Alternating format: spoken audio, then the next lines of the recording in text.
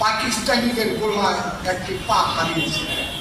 উনি একজন বীর বিপ্লব ছিলেন, বীর উত্তম ছিলেন। উনি এই দেশে প্রগতিশীল চিন্তা করতেন। ঠিক 7 নভেম্বর 1975 সালে উনি ক্যান্টনমেন্টে ছিলেন না, চাকরিতে ছিলেন না। ক্যান্টনমেন্টে মানে ওই সময় কি করছে আপনারা জানেন।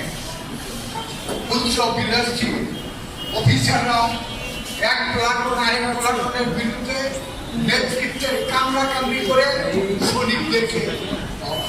সৈনিকদেরকে বিরক্ত করেছিলেন। এবং ওই সময় মূলত কোনো সরকার ছিল না।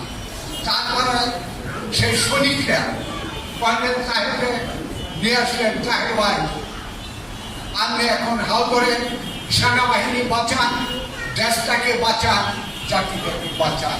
আর তাদের যাকে কর্নেল তাহের দিয়েছিল, কর্নেল তাহেরের একটা বাহিনী ছিল, সেই বাহিনীর নাম ছিল বিপ্লবী সৈনিক সংস্থা।